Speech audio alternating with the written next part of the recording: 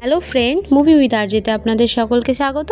আশা করছি আপনারা সকলে ভালো আছেন। ভিডিওতে আমি আপনাদের সামনে শেয়ার করতে চলেছি সাকিব খানের তাণ্ডব মুভিটা নিয়ে, যেটার জন্য হয়তো অনেকেই এক্সাইটেড ছিলেন। তো সেটা ডিরেক্ট করেছে রায়ান রাফিক এবং ছবির মধ্যে আমরা জয়া হাসানকেও দেখতে পাবো এবং আদার্স অনেক সাইড ক্যারেক্টার রয়েছে যাদেরও আমরা এই মুভির মধ্যে দেখতে চলেছি। এই মুভিটা কাইন্ড অফ একটা হস্টেজ মুভি টাইপের একটি মুভি এবং সাকিব খান নিজের মুভিতে এখন অনেক কিছুই চেঞ্জ করার চেষ্টা করছে এবং তার প্রত্যেকটা মুভিতেই আমরা দেখতে পাচ্ছি অনেক কিছু চেঞ্জেস আসছে এবং সে নিজেকে একটা 2.0-তে কনভার্ট করার চেষ্টা করছে, সেটা আমরা প্রত্যেকটা মুভিতেই দেখতে পাচ্ছি। সাকিব খানের মুক্তিপ্রাপ্ত এই রিসেন্ট কয়েকটা ছবির মধ্যে আমি বলবো যে এই ছবিটা বেস্ট। আপনারা দেখুন, আপনাদেরও ভালো লাগবে। শুরুতেই যে আমরা সাকিব খানের যে একটা লুক দেখতে পেয়েছি, যে সে একটা ঘরের মধ্যে বসে আছে এবং একটা পেপার পড়ছে এবং এক জায়গায় একটা বাঁদর নিয়ে ডুগডুগি নিয়ে বসে আছে। তো এই যে একটা লুক এবং এই যে একটা ভিজুয়ালি, সেটা এতটা বেশি অ্যাট্রাকটিভ যে আপনাকে একটা মুভিটার মধ্যে বেশি এঙ্গেজ রাখবে এবং খুবই বেশি আপনাদের ধৈর্য থাকবে যে এরপর কী হতে চলেছে বা এরকম কিছু একটা। আমি তো প্রথমেই বললাম যে এটা একটু হস্টেজ টাইপের মুভি, তো এটা তার জন্যই আমার একটু বেস্ট লেগেছে।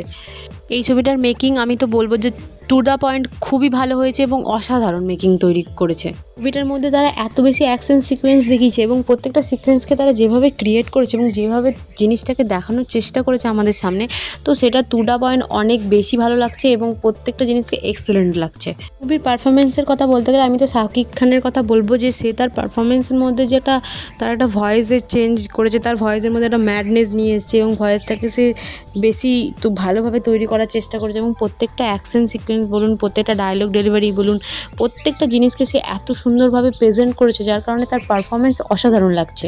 সাকিব খানের ক্যারেক্টারটাকে দুটো সেটে দেখানো হয়েছে। একটা হলো যে তার পাস্টের ক্যারেক্টারটা থেকে, যেখানে আমরা দেখতে পাচ্ছি যে সে চাকরি পাচ্ছে না, ইমোশনালিভাবে ডিস্ট্রয় হয়ে যাচ্ছে এবং তার ফলে যে তার কষ্ট বেদনাকে আঁকড়ে ধরার পর সে একটা এইভাবে একটা গুন্ডা টাইপের তৈরি হয়ে গেছে এবং তার লাইফে যেই এত বড় চেঞ্জেসটা এসেছে সেটা আমরা এই মুভিটার মধ্যে দেখতে পাচ্ছি।